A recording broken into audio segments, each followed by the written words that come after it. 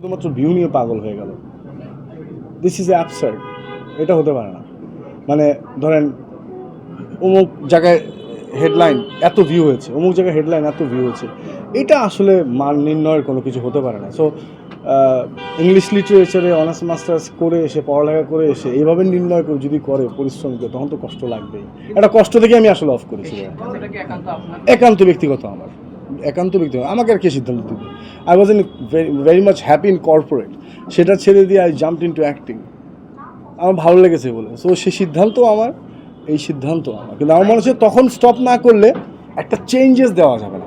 Walton fridge কিনে অনেকের মতো আপনিও হয়ে যেতে পারেন মিলেনিয়াল। সেরা পণ্যের সেরা অফার। যেই কারণে কিন্তু কারাগার থেকে সবাই খুশি হয়েছে, নতুন কিছু লেগেছে। কারণ একটা পারফর্মার আসলে কতবার নিজেকে চেঞ্জ করবে, কয়বার আমি আসলে গোঁফ লাগাবো, দাড়ি রাখবো, চুল কাটবো, বডি করবো। আমি তো মানুষটা সেম, কিংবা প্রত্যেকের মানুষের সেম।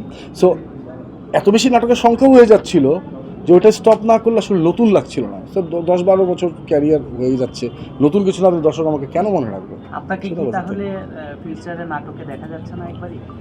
স্কোপ হলে দেখা যাবে ইনশাআল্লাহ, সমস্যা নেই। মানে আপনার কাছে কি আপনার কোয়ালিটি, আপনি যে একটা মেক করতে চাচ্ছেন সেই ধরনের কোয়ালিটি আসছে? It's not about quality. আমি তো কোয়ালিটি নিয়ে একটি কথা বলি না, আমি বলছি যে পারসেপশন।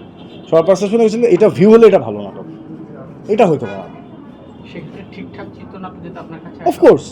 অফকোর্স ভালো ঠিকঠাক চিত্রনাট্য, ডিরেক্টর, সকল ডিরেক্টর তো আমার পরিচিত, ভালোবাসার মানুষ, তো তার সাথে প্রায় কথা হয়।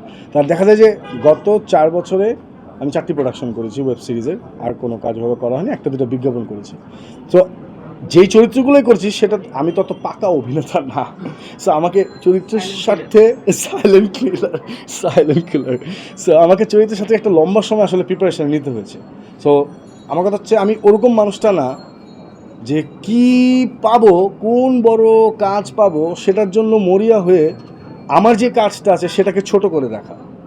মানে আমরা সবাই একটা কাজ পাওয়ার জন্য অস্থির হয়ে যাই, কাজটা পেলে ওই কাজটা ভালো করে করার জন্য অস্থির হই না। তখন অস্থিরতা কমে আসে, তখন অস্থিরতা হয়ে যায় পরবর্তী কাজের জন্য। সো আমি আবার ওই টাইপের মানুষ না। আমার কথা যেইটুকু আমার আছে, আল্লাহ রাব্বুল আলামিন যেইটুকু আমাকে দিয়েছেন তৌফিক, আমি ওইটুকুই ঠিক মতো করতে চাই।